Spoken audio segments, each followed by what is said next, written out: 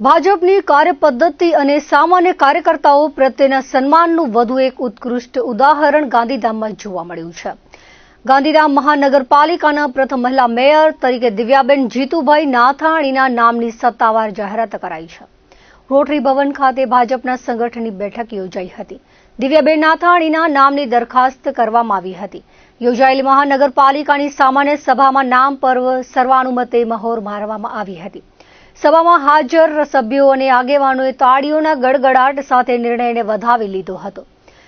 ગાંધીધામ મહાનગરપાલિકામાં દિવ્યાબેન જીતુભાઈ નાથાણીની પ્રથમ મેયર તરીકેની પસંદગી માત્ર એક વહીવટી નિમણૂક નથી।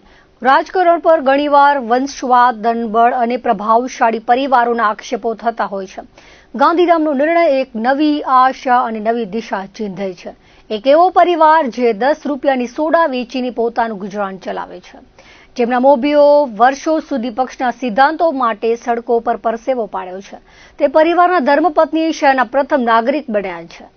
ઘટના ભારતીય જનતા પાર્ટીના સામાન્ય કાર્યકર્તાના સન્માનના સિદ્ધાંતને ફરી એકવાર પુનઃસ્થાપિત કરે છે। વડાપ્રધાન નરેન્દ્ર મોદીના નેતૃત્વમાં દેશમાં જે રાજકીય સંસ્કૃતિ વિકસી છે, જેમાં એક ચા વેચનાર વ્યક્તિ દેશના સર્વોચ્ચ પદ સુધી પહોંચી શકે છે, તે જ સંસ્કૃતિનું પ્રતિબિંબ આજે ગાંધીધામના નિર્ણયમાં સ્પષ્ટ દેખાય છે। ગાંધીધામ જેવા ઔદ્યોગિક અને ગતિશીલ શહેરમાં જ્યાં સિંધી સમાજનું પ્રદાન અમૂલ્ય રહ્યું છે, ત્યાં પ્રથમ વખત સિંધી સમાજના પ્રતિનિધિને મેયર પદે આરૂઢ કરીને પક્ષે જનજનનો વિશ્વાસ જીત્યો છે।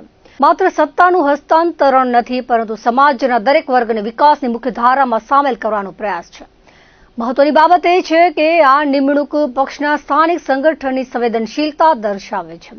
જ્યારે પક્ષ કોઈ કાર્યકર્તાની નિષ્ઠાને ઓળખીને તેને આવું ઉચ્ચ સ્થાન આપે છે, ત્યારે તે ફક્ત એક વ્યક્તિનું સન્માન હોતું નથી, પરંતુ પક્ષના લાખો કાર્યકર્તાઓને મળેલું પ્રોત્સાહન હોય છે। ગાંધીધામ હવે એક એવા મેયરના નેતૃત્વમાં આગળ વધવા જઈ રહ્યું છે, જે જમીની સ્તરની મુશ્કેલીઓથી પરિચિત છે। મધ્યમ વર્ગીય સંવેદનાઓ અને વિકાસની ગતિ જ્યારે એક સાથે મળે, શહેરનો સર્વાંગી વિકાસ શક્ય છે। દિવ્યાબેન નાથાણીની નિમણૂક તમામ સામાન્ય નાગરિકો માટે એક સંદેશ છે કે જો તમારી પાસે નિષ્ઠા અને કર્મઠતા હોય તો લોકશાહીમાં કોઈ પણ શિખર સર કરવું અશક્ય નથી। ગાંધીધામનું આ નવું નેતૃત્વ શહેરના ઇતિહાસમાં એક સુવર્ણ અધ્યાય બની રહેશે। ગાંધીધામના ઔદ્યોગિક વિકાસમાં મહત્વનું યોગદાન આપનાર સિંધી સમાજ માટે પણ આ ગૌરવની વાત છે।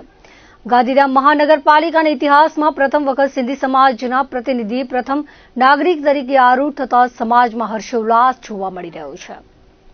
જે ભારતીય જનતા પાર્ટીએ મારા પર જે વિશ્વાસ મૂકી અને જે મને મેયર પદે વરણી મારી થઈ છે, તે બદલ હું હૃદયપૂર્વક પૂરા ભારતીય જનતા પાર્ટી, માનનીય આપણા મોદી સાહેબ, માનનીય ગુજરાતના મુખ્યમંત્રી શ્રી ભૂપેન્દ્રભાઈ અને પૂરી ભારતીય જનતા પાર્ટીને ખૂબ ખૂબ હૃદયથી આભારી છું, જેઓએ મારા પર વિશ્વાસ રાખ્યો છે અને આ વિશ્વાસને હું ક્યાંય તૂટવા નહીં દઈશ અને આગળ સારી રીતે નિભાવીશ।